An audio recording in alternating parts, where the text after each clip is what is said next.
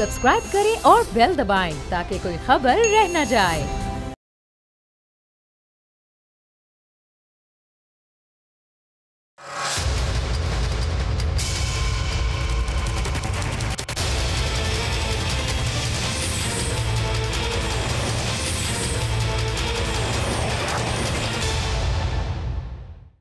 अस्सलाम वालेकुम, आप देख रहे हैं प्रोग्राम बस बहुत हो गया। मैं हूं अरबाब जहांगीर और गुज़िश्ता एक हफ़्ते में अफ़गानिस्तान की ख़ास तौर पर सूरत हाल में बहुत तेज़ी से तब्दीली आई है, जहां तालिबान ने बहुत तेज़ी से पेशरफ्त की और इस वक्त ज़्यादातर अफ़गानिस्तान पर उनकी हुकूमत कायम हो चुकी है। अशरफ गनी जो वहाँ से फ़रार हो गए और बताया गया, मुख्तलिफ मीडिया चैनल्स पर भी रिपोर्ट हुआ कि बहुत ज़्यादा पैसा लेकर वो वहाँ से रुखसत हो चुके हैं। अमेरिका का वहाँ से इनखला और फिर उसके बाद एक तरह से भारत को भी अफ़गानिस्तान में पसपाई का सामना करना पड़ा है, चूँकि जो उनकी इन्वेस्टमेंट थी अब वो भी डूब चुकी है। पाकिस्तान को डीस्टेबलाइज़ करने के जो मंसूबे थे अब वो मुकम्मल तौर पर नाकाम हो गए। अब इस अफ़गानिस्तान में इस वक्त जो सूरत हाल है, क्या पाकिस्तानी हुकूमत इन अफ़गान तालिबान की हुकूमत को तस्लीम करने जा रही है या करेगी? चूँकि पाकिस्तान का मौक़िफ़ बिल्कुल वाज़ेह था कि अफ़गान अवाम का जो भी फ़ैसला होगा, जिस हुकूमत को वो तस्लीम करेंगे, पाकिस्तान उसी को सपोर्ट करेगा।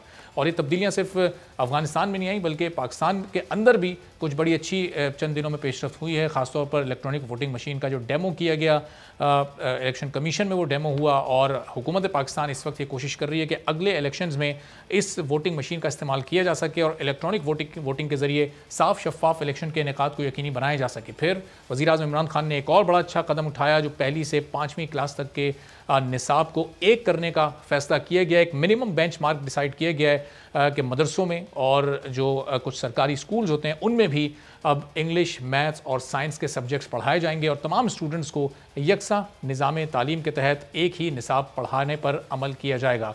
तो ये वो तमाम तर डेवलपमेंट्स हैं जो पिछले कुछ दिनों में हुई हैं और इन्हीं पर कुछ गुफ्तगू करेंगे कि हमारे मुल्क के लिए कितनी बेहतरी का बाइस बन सकती हैं। हसन निसार साहब, सीनियर तज्ज़ियाकार, सीनियर कॉलमिस्ट हमारे साथ मौजूद हैं। हसन निसार साहब, अस्सलाम वालेकुम, बहुत शुक्रिया प्रोग्राम के लिए आपने वक्त निकाला है। ये सबसे पहले ज़रा ये यकसा निज़ाम तालीम वाला जो मामला, इस पर आ जाते हैं। ये पहली से 5वीं जमात तक अब तालीम का जो निसाब है वो एक ही होगा, ये इस हुकूमत का कितना बेहतर कदम है? ये ज़ाहिर पाकिस्तान तहरीक इंसाफ के मंशूर में शामिल था कि ये तमाम निज़ाम ख़त्म होने चाहिए, एक ही निज़ाम तालीम होना चाहिए ताकि हमारी तालीम को तरक्की मिल सके, वो बेहतर हो सके। तो आपकी नज़र में ये एक बेहतर कदम है और इसमें भी मज़ीद काम करने की भी ज़रूरत है?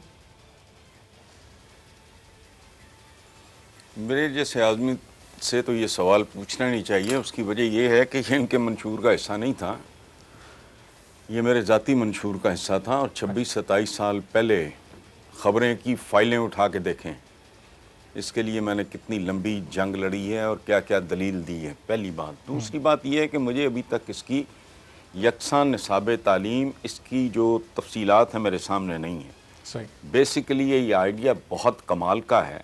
उसकी वजह है, मैं जो दलीलें उस वक्त दिया करता था उनमें ये है कि भी मुख्तलिफ़ किस्म के मसालिक मदरसे, कोई बच्चा उधर पढ़ रहा है, कोई उधर जा रहा है, कोई एचसन है, कोई जो मिलिट्री अकेडमीज़ हैं कोई प्राइवेट स्कूल्स हैं, कोई देसी स्कूल हैं, ये तो एक जगह पे बैठ के ब्रेनस्टॉर्म नहीं कर सकते चूँकि इनके माइंड सेट से डिफरेंट होने हैं। मेरा ये आर्गूमेंट था। अब मुझे इसकी तफसीलात का नहीं पता, लेकिन प्राइम मिनिस्टर की एक बात मुझे थोड़ी अजीब लगी है, अंग्रेज़ी के ख़िलाफ़। अंग्रेज़ी के अलावा ऑप्शन कोई नहीं है आपके पास। ज़बान की हैसियत होती है सानवी। आप ये जो है ना, आपने कहा, किस ज़बान में कहा, किस ज़बान में कहा, यह मैटर नहीं करता। आपने क्या कहा यह मैटर करता है। एक साइंटिस्ट जब ये बताता है कि दुनिया का जो हकीर तरीन ज़र्रा है, एटम, इसको तोड़ देने से क्या क़यामत आती है, तो इट्स नॉट इंपॉर्टेंट उसने किस ज़बान में ये कहा, पंजाबी में कहा कि गुरमुखी में या उर्दू में या अंग्रेज़ी में। बात कितनी इंपॉर्टेंट है, चूँकि ज़बान सिर्फ एक ज़रिया अबलाग है। मैं अंग्रेज़ी के हक़ में हूँ, लेकिन गरीब का बच्चा भी अंग्रेज़ी पढ़े, मैं ये कह रहा हूँ। उसकी वजह यह है कि एक बात याद रखना आप कि जो कौमें, जो सिविलाइजेशंस, कौमें साइंस और कल्चर यानी इल्म पर जी जिनका कब्जा और गलबा होगा, कल्चर भी उन्हीं का चलेगा, तरक्की भी वही करेंगी। अब उर्दू की सूरत हाल प्रैक्टिकली क्या है, मैं उर्दू में लिखता हूँ, मेरा अपना, देखो मेरी प्रेफरेंस थी उर्दू, हालांकि मेरा मीडियम था अंग्रेजी, ठीक है, لیکن آج مجھے آپ بتاؤ کہ سیل فون کی جتنی بھی ٹرمینالوجی ہے، جتنی بھی ہے، یہ میسج ہو گیا جی، یہ ہو گیا جی، وہ ہو گیا، جو بھی، مجھے تو آتی بھی نہیں وہ، اس کا اردو ترجمہ کیا ہوگا؟ ڈومیسائل، رکشے والا بھی جانتا ہے ڈومیسائل کسے کہتے ہیں، اردو ترجمہ پتہ ہے آپ کو؟ توتن، یہ کون سمجھے گا؟ سو یہ کہ جی انگریزی زبان کا کوئی زبانیں شبانیں امپورٹنٹ نہیں ہوتی، یہ بھی انسانوں کی طرح، جس طرح اللہ پاک کا یہ فرمان ہے کہ میں قوموں کے درمیان، لوگوں کے درمیان دنوں کو پھیرتا رہتا ہوں، زبانوں کے درمیان بھی رب العزت جو ہے، انگریزی جو آج بولی جا رہی ہے، یہ انگریزی آج سے کوئی چند سو سال پہلے والی انگریزی ہے۔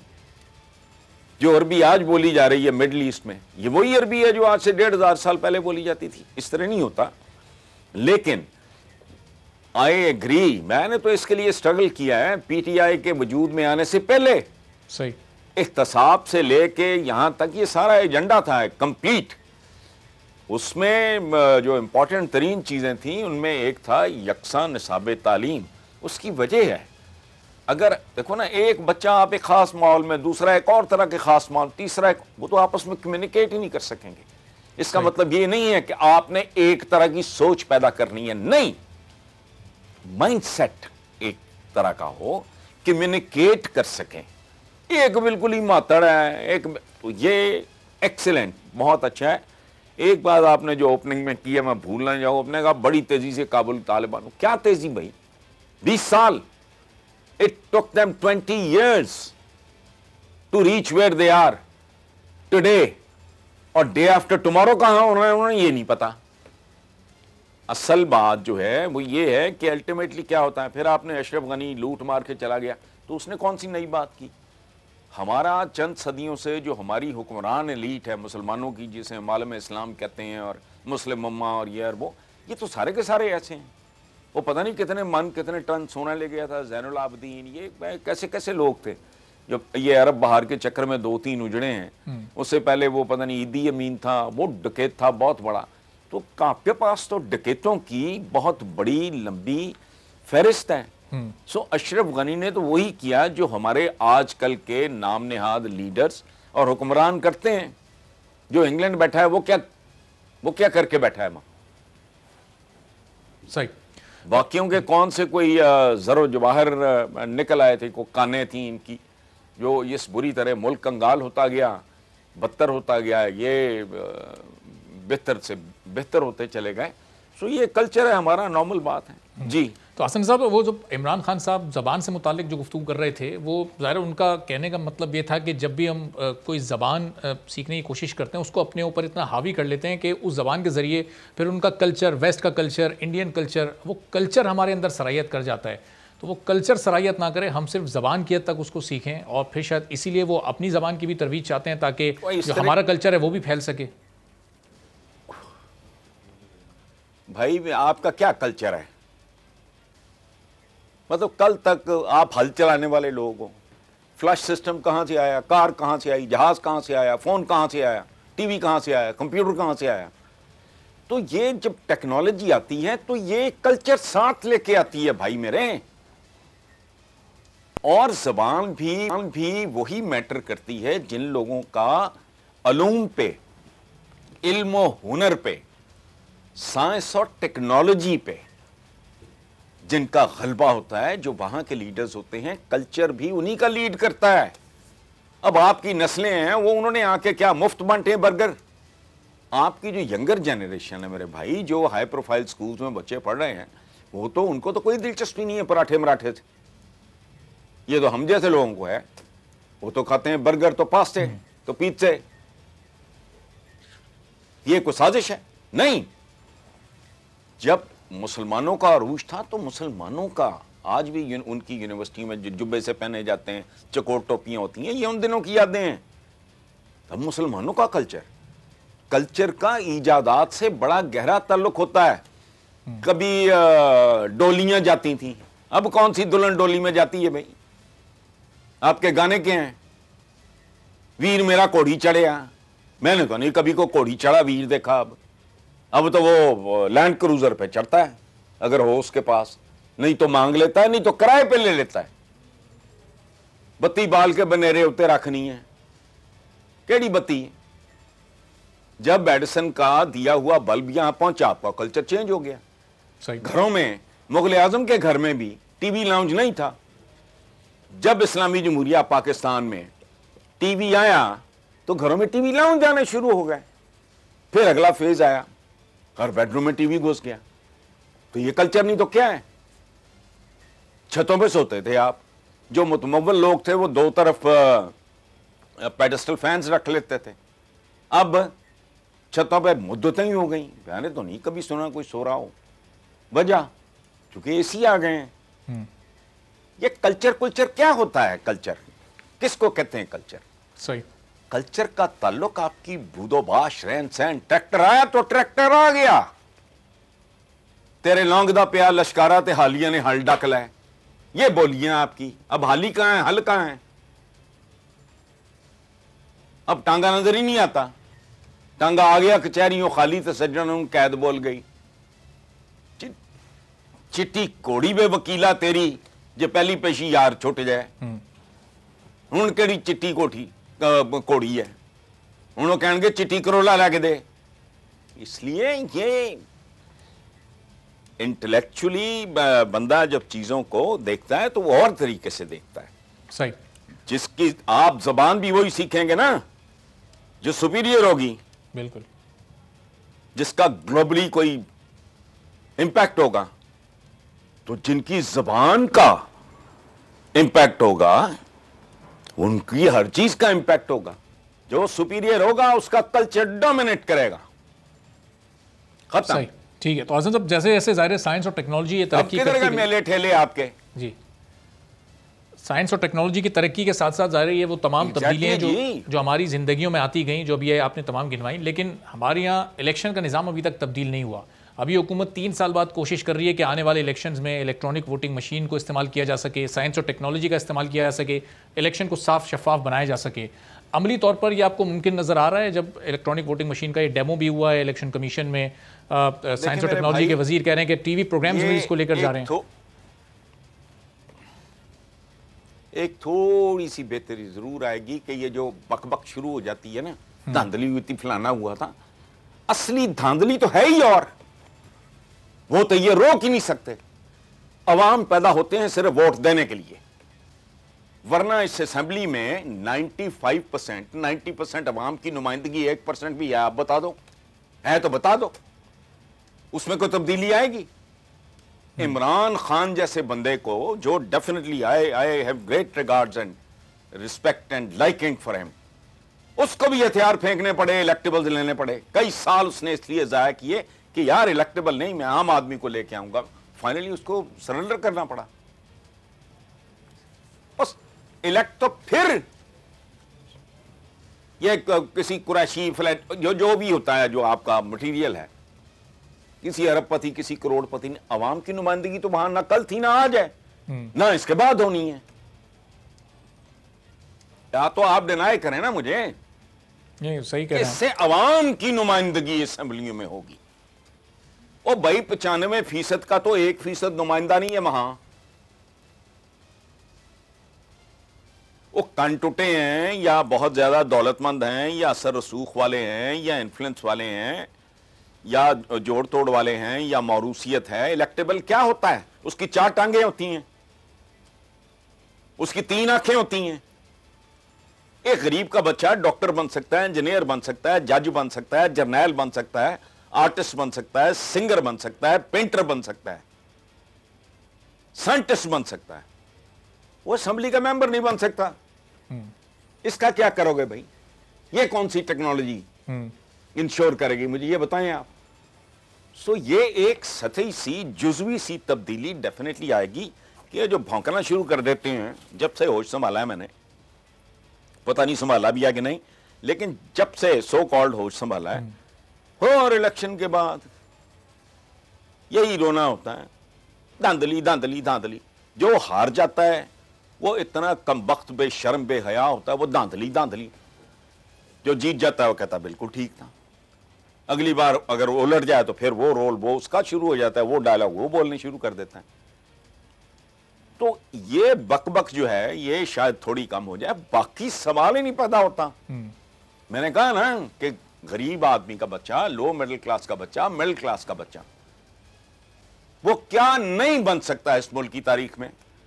کہ سرمایہ دار کی اولاد تھے قائد اعظم محمد علی جناح, علامہ اقبال, میں ان سے جتنا بھی ایگری یا ڈس ایگری کروں وہ علیحدہ بات ہے, بڑا آدمی. وہ کیا کسی فیوڈل کی اولاد تھی؟ فیض احمد فیض, صادقین, یہ ڈاکٹر عبد القدیر خان, ڈاکٹر عطاء الرحمان, کو بڑا بندہ تو بولو. سعادت حسن منٹو, محمد رفیع ہمارا ہی بچہ ہے, یہیں سے گیا, مہدی حسن, یو نیم اے فیلڈ. کبھی کوئی جج جرنیل, ستارہ جرت, کوئی نشان حیدر کو, ان جن کو ہم ایلیٹ کہتے ہیں اس ملک کی, ان میں سے کسی کو نصیب ہوا؟ کتنے نشان حیدر ہیں؟ اٹھا کے دیکھو کون ہے. وہ رؤسا کی اولادیں, جاگیرداروں کی اولادیں, یعنی وہ سب کچھ کر سکتے ہیں, اسمبلی میں نہیں جا سکتے. واہ, اور تم اسے کہتے ہو جمہوریت. اس کا کوئی بندوبست کریں. یہ میرے جیسے بندے کو اس طرح کے کھلونوں کے ساتھ نہیں کھلایا جا سکتا. تو حسن صاحب پھر آپ کیا ٹیک می فار اے رائڈ. اس کا یہ آرائشی نمائشی قسم کی تبدیلیاں ہیں, غلط نہیں ہیں. ٹیکنالوجی آ گئی, اچھی بات ہے, لیکن اس سے کوئی فیصلہ کن تبدیلی نہیں آئی. ظاہر حسن صاحب اس ٹیکنالوجی کا استعمال بھی ظاہر ہے چند بڑے بڑے شہروں تک تو ہو سکتا ہے اچھے, جہاں تعلیم کا معیار بہتر ہے, جہاں تعلیم یافتہ لوگوں کی تعداد تھوڑی زیادہ ہے. جو مختلف صوبوں کے اندرون کے علاقے ہیں, اندرون سندھ, اندرون پنجاب, بلوچستان کے علاقے, پشاور کے ایسے دیہی علاقے جہاں تعلیم کا معیار اتنا بہتر نہیں ہے, وہاں پھر یہ لوگ کس طرح سے ان مشینوں کا استعمال کر سکیں گے, کیسے اپنے ووٹ ڈال سکیں گے؟ وہاں تو ایسے ایسے لوگ بھی ہیں جو احساس پروگرام کا استعمال کرنے کے لیے مشینوں کا استعمال دوسرے لوگوں سے پیسے دے کے کرواتے ہیں, پھر وہ اپنے پیسے لے پاتے ہیں, تو ان کے لیے تو بہت مشکل ہو جائے گی. ان کو ایجوکیٹ کرنے کا کہیں کوئی پلان, کوئی ویژن حکومت کے پاس آپ کو نظر آ رہا ہے؟ میں نے تو اس سے بہت بڑی بیسک بات عرض کر دی ہے. اگر وہاں ہو بھی جائے گا تو کیا ہوگا؟ کمی نے چودھری کو ووٹ دینا ہے, شریف آدمی نے گنڈے کو ووٹ دینا ہے, ماڑے نے تگڑے کو ووٹ دینا ہے. یہ تفصیلات جو آپ کہہ رہے ہو نا, ثانوی ہیں.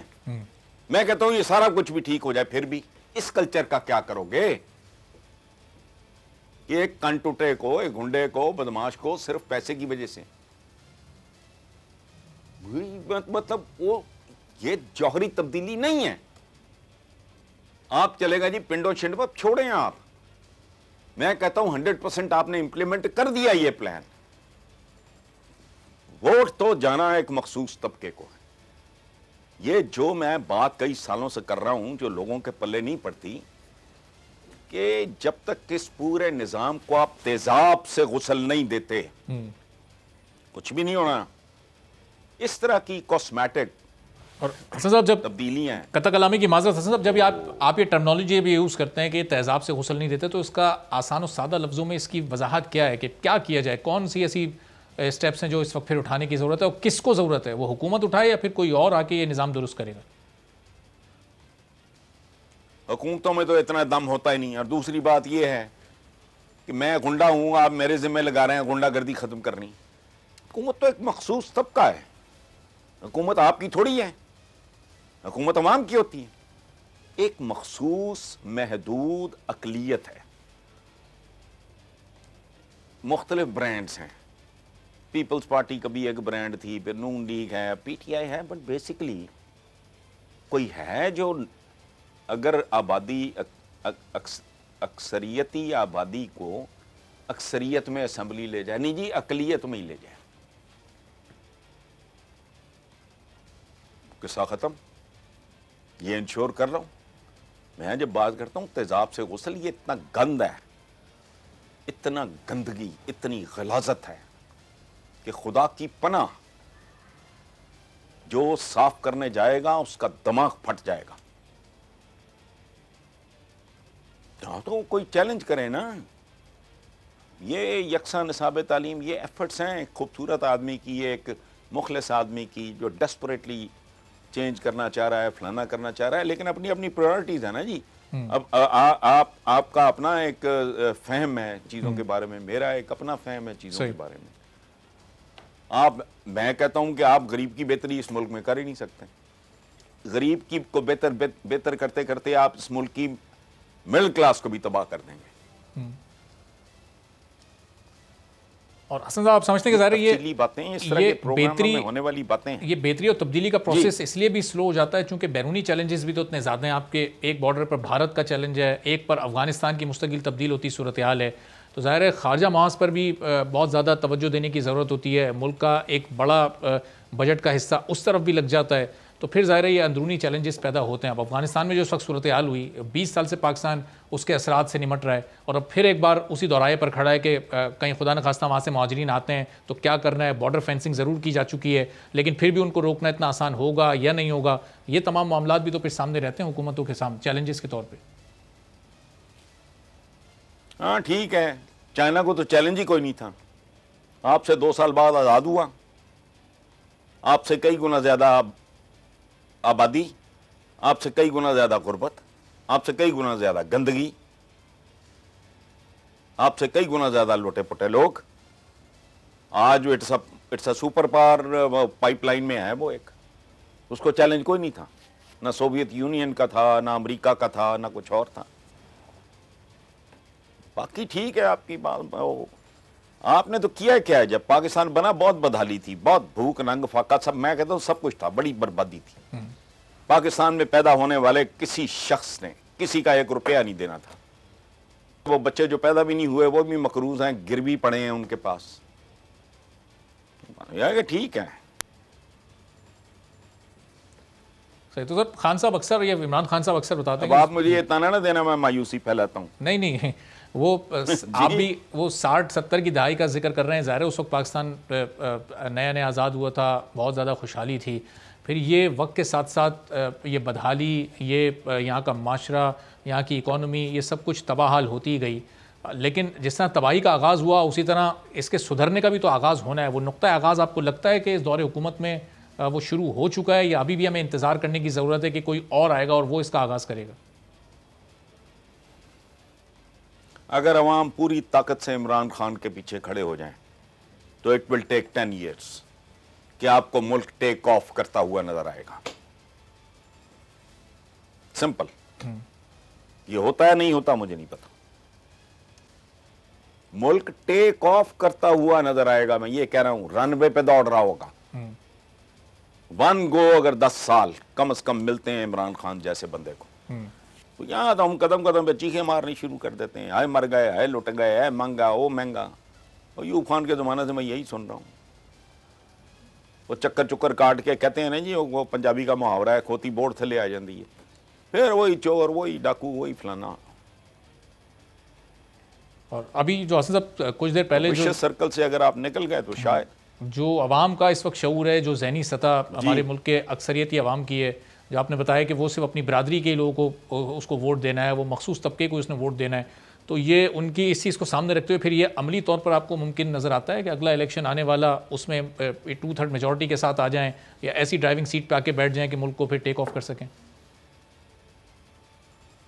میرا نہیں خیال, سچی بات ہے. اور میں آپ کی جو شیم 2 نمبر جعلی جمہوریت ہے, دیکھیں ایک مت ہے نا کہ جی چڑیل ہے, وہ ایک خوبصورت عورت کا روپ دھار لیتی ہے, بندہ اس سے گلے ملتا ہے اور وہ اپنے دانت گاڑ دیتی ہے اس کی شارگ میں.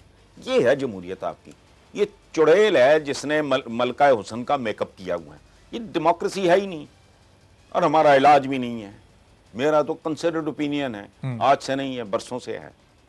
لیکن ہمارا دکھ ہے, ہمارے کو نصیب ہارے ہوئے ہیں. جو ڈکٹیٹر آتا ہے وہ اس کو ڈیموکریسی کا دورہ پڑ جاتا ہے, جو ڈیموکریٹس ہیں ان کو ڈکٹیٹرشپ کا دورہ پڑ جاتا ہے. کوئی آئی ڈونٹ نو, ہم پہ کسی نے تعویذ کیے ہوئے ہیں. صحیح. چلیں, بہت بہت شکریہ. حسن نثار صاحب سینئر تجزیہ کار ہمارے ساتھ موجود تھے, اور ظاہر گفتگو کا ان کی جو مطلب نکلتا ہے وہ یہ ہے کہ اگر اصول پسند حکمران ہو اور عوام اس کے پیچھے ہو تو پھر یہ ملک اگلے 8-10 سالوں میں بہت بہتری کی جانب جا سکتا ہے. ایک بریک لیں گے, اور بریک کے بعد علامہ امین شہیدی صاحب ہمارے ساتھ موجود ہوں گے. ان سے گفتگو کریں گے کہ اس عظیم مہینے کی, اس عظیم دن کی, محرم الحرام کی فضیلتیں کیا کیا ہیں. ایک بریک کے بعد اس پر بات کریں گے.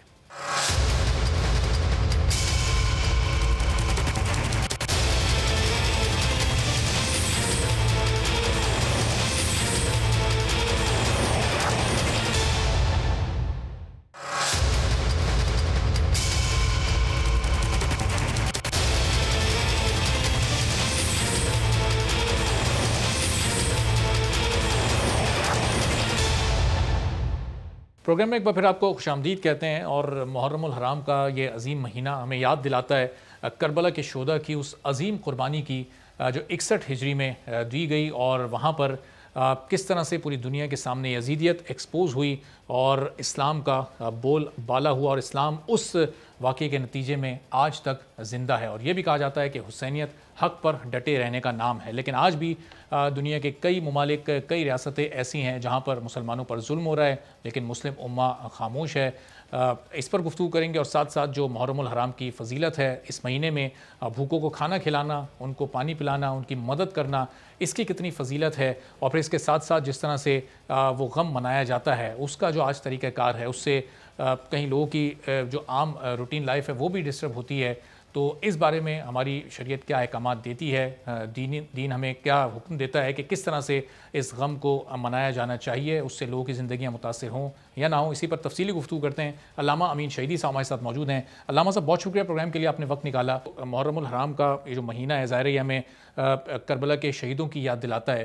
اس مہینے کی فضیلت کیا ہے، اس میں کس طرح سے ہم لوگوں کی بھوک کا، لوگوں کی پیاس کا خیال رکھ سکتے ہیں اور اپنے ان شہداء کو خراج تحسین پیش کر سکتے ہیں، ذرا اس بارے میں کچھ فرمائیے گا علامہ صاحب۔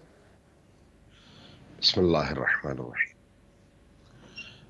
محرم الحرام وہ عظیم ترین مہینہ ہے جس میں اللہ تبارک و تعالی بنی نوع بشر کو یہ موقع عطا فرماتا ہے کہ اپنی بنائی ہوئی دنیا سے نکل کر انسان اپنے رب کے بارے میں سوچ سکے، اپنے رب کے بھیجے ہوئے دین کے بارے میں سوچ سکے، اس دین کو درپیش چیلنجز کے حوالے سے سوچ سکے، اس دین کو درپیش خطرات کے حوالے سے سوچ سکے، اور آخرت کا تصور کر کے دین کو درپیش خطرات کے مقابلے میں نبی پاک صلی اللہ علیہ وآلہ وسلم کے دیے ہوئے رستے کی حفاظت کے لیے میدان میں کھڑا ہو سکے۔ یہ مہینہ انسان کو بیداری سکھاتا ہے، یہ مہینہ انسان کے اندر توجہ لے کر آتا ہے، یہ مہینہ نبی کریم اور نبی کریم کی آل سے عشق کو معجزن کرنے کا مہینہ ہے۔ یہ مہینہ لوگوں کے اندر کے احساسات کو جگا کر انہیں در اہل البیت پر، در رسول پر، در خدا پر پہنچانے کا مہینہ ہے۔ یہ مہینہ لوگوں کے ایمان کو آزمانے کا مہینہ ہے کہ لوگ آیا اپنی مادی زندگی کو زیادہ اہمیت دیتے ہیں یا اللہ کے دین کو زیادہ اہمیت دیتے ہیں۔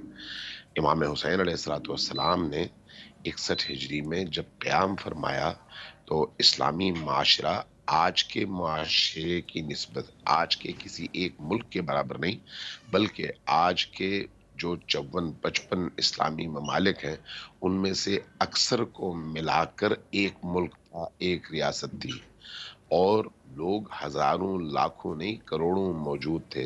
صحابہ کرام موجود تھے، تابعین موجود تھے، نماز پڑھنے والے موجود تھے، حج کرنے والے موجود تھے، لیکن جب دین کی اساس اور دین کی جڑ کو نشانہ بنایا گیا تو حسین ابن علی اکیلے کھڑے ہوئے، رسول کی بیٹیوں کے ساتھ کھڑے ہوئے، رسول کے باقی بچوں کے ساتھ کھڑے ہوئے، رسول کی نسل کو لے کر کھڑے ہوئے، اور مدینہ سے مکہ اور مکہ سے عراق کا سفر کر کے امر بالمعروف اور نہی عن المنکر کے ذریعے سے دنیا کو یہ میسج دیا کہ چاہے پوری دنیا سوئی رہے، چاہے پوری دنیا یزیدیت کے مقابلے میں کمپرومائز کر لے، چاہے ساری دنیا کے مسلمان خاموش رہیں، لیکن جن رگوں میں رسول کا خون ہے، جس وجود میں رسول کا خون دوڑتا ہے، جن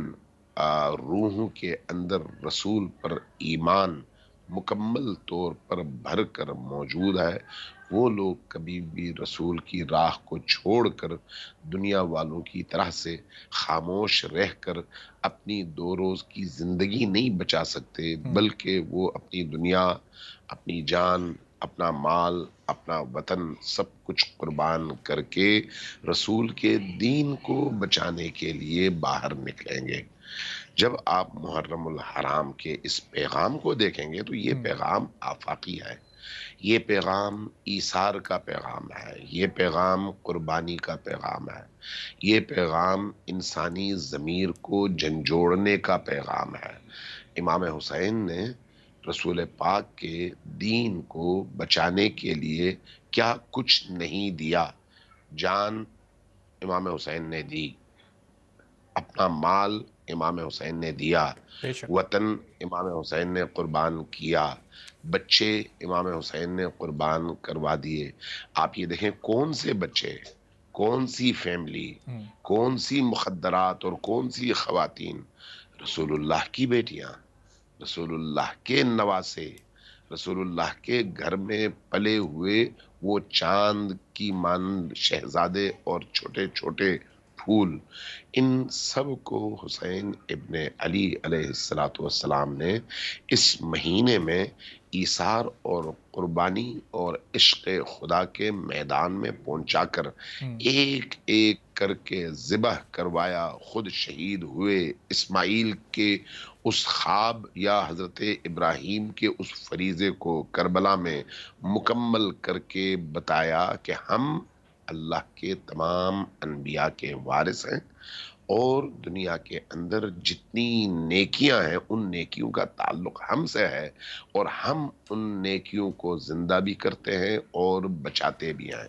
تو اس حوالے سے محرم الحرام ایثار کا مہینہ ہے، قربانی کا مہینہ ہے، اپنے آپ پر دوسروں کو فوقیت دینے کا مہینہ ہے، خود بھوکا رہ کر دوسروں کو کھلانے کا مہینہ ہے، خود پیاسا رہ کر دوسروں کو پلانے کا مہینہ ہے، دوسروں کو دے کر خوش ہونے اور لذت پانے کا مہینہ ہے، خود بھوکا رہ کر، خود مشکلات سہ کر، خود قربانی دے کر اندر اللہ کی رضا کو محسوس کرنے کا مہینہ ہے۔ صحیح۔ محرم الحرام انسان ساز مہینہ ہے، صحیح۔ یعنی دوسرے لفظ میں حیوانی صفات کو شکست دے کر فرشتوں کی اور الہی صفات کو اپنے اندر زندہ کرنے کا مہینہ محرم الحرام ہے۔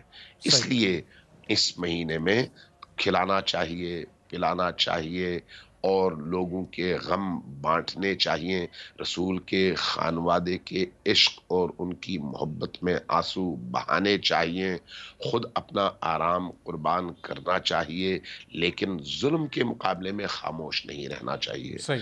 بے انصافی کے مقابلے میں خاموش نہیں رہنا چاہیے، معاشرے کے اندر جہاں پر کرپشن ہے اس کرپشن کے مقابلے میں خاموش نہیں رہنا چاہیے، انسانوں کے حقوق کے دفاع اور ان تک ان کا حق پہنچانے کے لیے ہر ظالم اور ہر جابر اور ہر کرپٹ شخص اور نظام سے ٹکرانا چاہیے۔ یہی کربلا کا درس ہے اور یہی محرم الحرام کا فلسفہ ہے۔ صحیح۔ اور علامہ صاحب ظاہر ہے اس فلسفے پر عمل کرتے ہوئے، ان قربانیوں کو یاد کرتے ہوئے اور انہیں خراج تحسین پیش کرتے ہوئے اور ایثار اور قربانی کو سامنے رکھتے ہوئے، آج ہم جس طرح سے جلسے جلوس نکلتے ہیں اس میں ظاہر سیکیورٹی کے بھی خدشات ہوتے ہیں، اس میں کچھ عام لوگوں کی زندگیاں بھی متاثر ہوتی ہیں، خاص طور پر جب 9 محرم الحرام یا 10 محرم الحرام یا پھر 12 ربیع الاول یا آپ 14 اگست یا 23 مارچ تک اس کو لے جائیں جو دیگر تہوار ہوتے ہیں، تو اس طرح کے تہوار میں کہیں اگر راستے بند ہو رہے ہیں، سیکیورٹی کے خدشات بھی اپنی جگہ موجود ہیں، تو ان کی جگہیں کہیں کوئی مختص ہونی چاہیے، یا پھر یہ سلسلہ جس طرح اس وقت موجودہ دور میں چلا آ رہا ہے آپ اس سے مطمئن ہیں، یا ایسے ہی ہونا چاہیے؟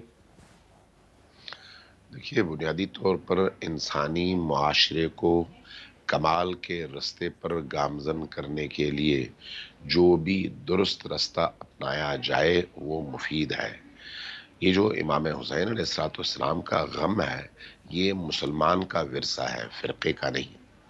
یہ اس کے منانے کے انداز تو مختلف ہو سکتے ہیں، لیکن خود غم، خود یہ علم، خود داستان کربلا، خود محرم الحرام کے تقاضے، ان کا تعلق ہر انسان سے ہے، ہر مسلمان سے ہے، ہر ذی روح سے ہے۔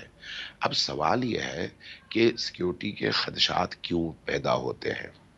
اگر اس جلوس سے، اس ماتم سے، اس مجلس سے، اس سیاہ پوشی سے یا حسین کہنے سے اور حسین کی جرأت کو ان کی شجاعت کو، ان کی قربانیوں کو بیان کرنے سے کسی کو نقصان کیوں ہو سکتا ہے؟ یہ بہت بڑا سوال ہے۔ یقین جانیے نقصان اسی کو ہوگا جس کے اندر یزید کی صفات ہوں گی۔ وہ یہ سمجھے گا کہ ہمارے چہرے سے نقاب الٹا جا رہا ہے۔ جب آپ میدان میں نکلتے ہیں، گلیوں میں نکلتے ہیں، سڑکوں پہ نکلتے ہیں اور امام حسین کا پرچم اٹھاتے ہیں اور پرچم اٹھا کر کربلا کے ان شہداء کو خراج تحسین پیش کرتے ہیں، تو یقیناً ذہن میں یہ سوال پیدا ہوتا ہے کہ ایسا کیوں کیا جاتا ہے؟ اس کیوں کے جواب میں آپ کو موقع ملتا ہے کہ آپ 61 ہجری کی یزیدیت کے چہرے کو بے نقاب کر کے دنیا کو بتا سکیں کہ ظالم قوتوں نے اپنے ہی دین کے آخری نبی کے بچوں کو کربلا میں پیاسا شہید کیا تھا، ان کے لاشوں پر گھوڑے دوڑا دیے تھے اور ان کے مال و متاع کو لوٹا تھا اور ان کی لاشوں کو برہنہ اس صحرائے کربلا میں چھوڑ دیا تھا۔ اب اس جواب کے نتیجے میں یزیدیت ننگی ہوتی ہے۔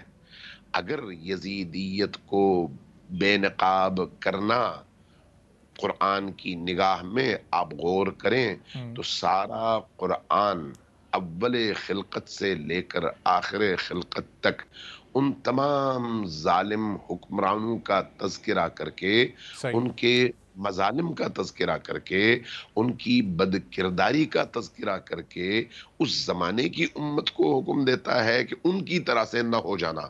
تو گویا آپ جب محرم کے ان ایام میں آپ شیعہ ہوں یا سنی ہوں، مسجد میں جمع ہوتے ہوں، میدان میں جمع ہوتے ہوں، سڑکوں پر جمع ہوتے ہوں یا کہیں اور، آپ کا مقصد کیا ہوتا ہے؟ اپنے اس دور کے یزید کے چہرے سے نقاب الٹے اور آج کے دور کے اسلام دشمن یزید صفت قوتوں کو للکاریں۔ تو اس سے تکلیف صرف اس فکر کے حامل لوگوں کو ہوتی ہے جن کے اندر یزیدی صفات ہوں، ورنہ ایک مسلمان کو کبھی بھی تکلیف نہیں ہو سکتی۔ ہاں، اس ذکر کے نتیجے میں اس موقع پر چونکہ یہ تہوار نہیں ہے، یہ عبادت ہے، دینی فریضہ ہے، چونکہ اس فریضے کی وجہ سے نماز زندہ ہوئی، اس فریضے کی وجہ سے حج بچ گیا، اس فریضے کی وجہ سے امت اسلامی کی آئیڈیالوجی پر جو ضرب لگائی گئی تھی اس کا زخم مندمل ہوا اور لوگوں کو پتا چلا کہ یزیدیت دین نہیں ہے، حسینیت دین ہے۔ اگر حسینیت کو دین سے نکال دیا جائے تو دین کے نام پر جو ڈھانچہ بچے گا وہ مردار ڈھانچہ ہوگا۔ جب امام حسین علیہ السلام کے رول اور کردار نے یہ پیغام عالم انسانیت کو دے دیا ہے، تو اب اس موقع کو، جس کو ہم محرم الحرام کہتے ہیں، اس موقع کو کبھی بھی فتنے کے لیے استعمال نہیں کرنا چاہیے، فساد کے لیے استعمال نہیں کرنا چاہیے، دوسروں کی دل آزاری کے لیے استعمال نہیں کرنا چاہیے، دوسروں کی توہین کے لیے استعمال نہیں کرنا چاہیے، دوسروں سے اختلاف کو اجاگر کرنے کے لیے استعمال نہیں کرنا چاہیے، بلکہ اس موقع کو لوگوں کو آپس میں جوڑنے، اللہ سے ملانے، رسول اللہ کے دین تک پہنچانے اور لوگوں کے دلوں میں موجود نفرتوں کو محبتوں میں بدلنے کے لیے استعمال کرنا چاہیے۔ اور اس کے لیے میدان بھی ضروری ہے، سڑکیں بھی ضروری ہیں، مسجد بھی ضروری ہے، اور ہر وہ وسیلہ جس کی بنیاد پر آپ یہ کام کر سکیں۔ آپ یورپ میں دیکھیں، یورپ میں بھی سڑکوں پہ لوگ نکلتے ہیں، افریقہ میں دیکھیں وہاں پر بھی سڑکوں میں لوگ نکلتے ہیں، حتیٰ عرب معاشروں کے اندر جہاں پر ڈکٹیٹرشپ ہے، جہاں پر ایک خاص طرز تفکر کی حکمرانی ہے، جہاں پر ایک دم گٹھا اور ایک حبس زدہ ماحول ہے، وہاں پر بھی ان ایام میں لوگ سڑکوں پر نکلتے ہیں۔ سڑکوں پر نکلنے کا بنیادی مقصد کیا ہے؟ کہ باہر نکل کر ظلم سے اپنی بیزاری کا اظہار کیا جائے اور انصاف، عدل، قرآن کی دی ہوئی مساوات کی تعلیم اور قرآنی نظام سے اپنی وابستگی کا اعلان کیا جائے اور خانوادہ رسول سے اپنے عشق کو برملا کیا جائے. لہذا اس کو جس طرح سے ہو رہا ہے اس سے بہتر انداز میں، زیادہ ایثار کے ساتھ، زیادہ وسعت کے ساتھ، اور عامت المسلمین کو آپس میں جوڑ کر کسی فرقے کے ٹیگ کے بغیر اسلام کے نقطۂ نظر سے ان سب کو لے کر آگے بڑھنا چاہیے اور دلوں کو ملانے کا ذریعہ بنانا چاہیے. صحیح ہے. لیکن علامہ صاحب ظاہر ہے آج بھی ہم دیکھتے ہیں کہ دنیا میں مسلمانوں پر ظلم ہو رہا ہے، خواہ وہ کشمیر کے مسلمان ہوں، وہ فلسطین کے مسلمان ہوں، وہ عراق کے مسلمان ہوں، شام کے مسلمان ہوں، اور بھی کئی ایسے ممالک ہیں جہاں مسلمانوں پر ظلم ہو رہا ہے. تو یہ مسلم امہ اس وقت کیوں ایک نہیں ہو پا رہی؟ اس وقت جو ایسے لوگ ہیں جن میں یزید کی صفات پائی جاتی ہیں ان کے خلاف ایک ہو کر کیوں ان کو کوئی مؤثر جواب نہیں دیا جاتا؟ کیوں ان ملکوں کے مسلمانوں کی مدد نہیں کی جاتی؟ ان کی آزادی کے لیے، ان کے حقوق کے لیے مسلمان آج بھی ایک ہو کر کیوں بات نہیں کر پا رہے؟ کہاں کوئی کمی، خامی یا کوتاہی آپ کو نظر آتی ہے؟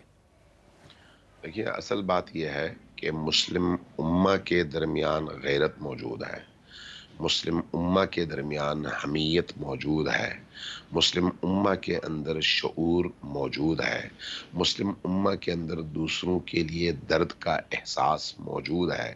جب فلسطین میں کوئی واقعہ ہوتا ہے تو پاکستان میں ہلچل کیوں ہوتی ہے؟ جب یمن میں کوئی واقعہ ہوتا ہے تو ہندوستان کا مسلمان کیوں تڑپتا ہے؟ جب افغانستان میں کوئی واقعہ ہوتا ہے تو پوری دنیا کے مسلمانوں کو بے چینی کیوں ہوتی ہے؟ اس لیے کہ تمام مسلمانوں کی روحیں آپس میں جڑی ہوئی ہیں. مشکل کہاں پر ہے؟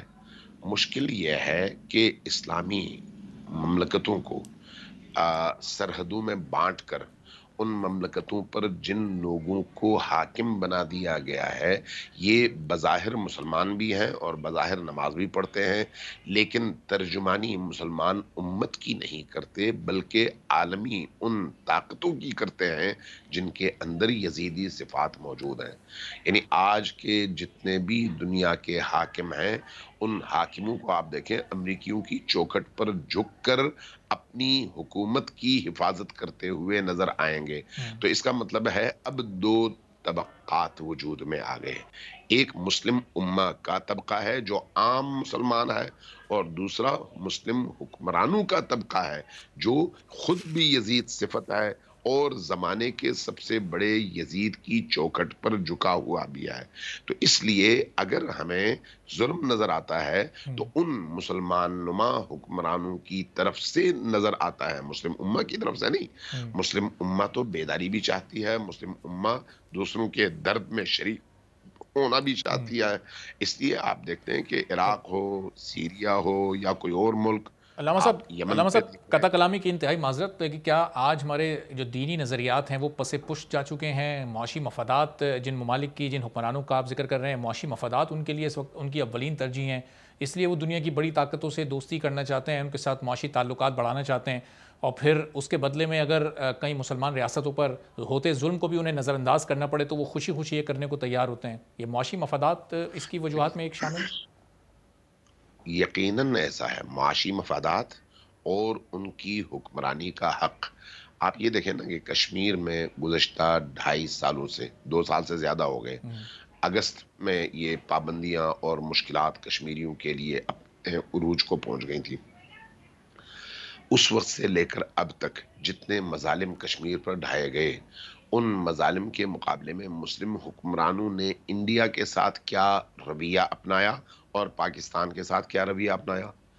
پاکستان نے کشمیری مسلمانوں کی حمایت کے لیے جب آواز بلند کی اور OIC سے مدد طلب کی اور OIC کو چلانے والے عرب حکمرانوں کی ضمیروں کو جھنجھوڑنے کی کوشش کی، تو کیا عرب حکمرانوں، مسلمان حکمرانوں کے وزرائے خارجہ نے آ کر پاکستان میں ہمارے حکمرانوں کو شٹ اپ کال نہیں دی؟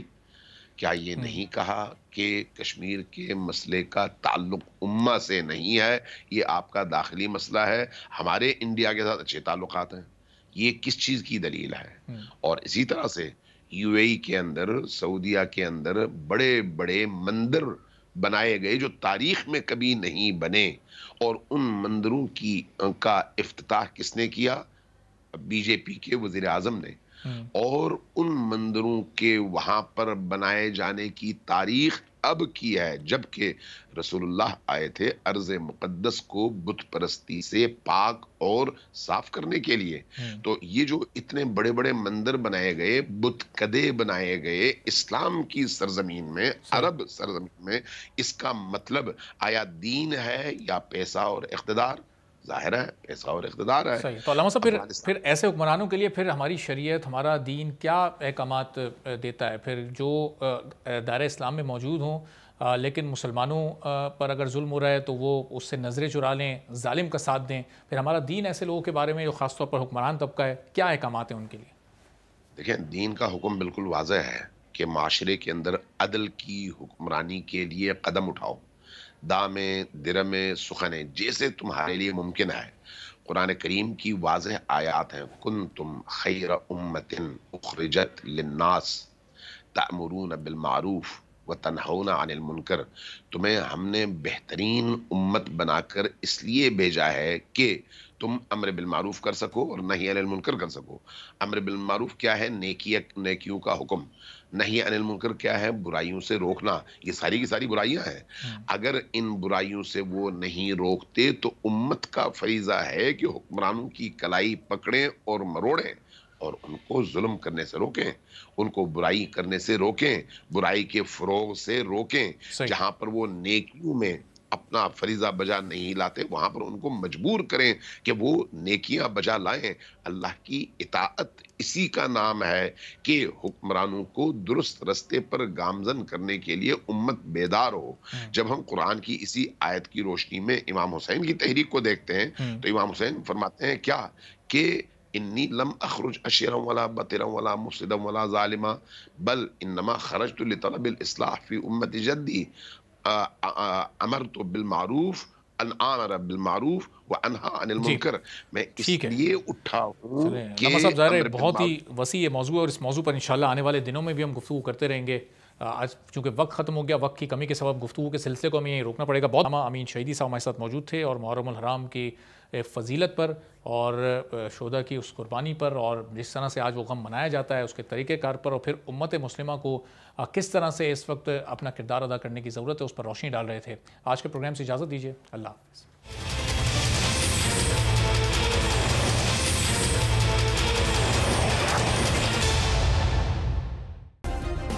سبسکرائب کریں اور بیل دبائیں تاکہ کوئی خبر رہ نہ جائے۔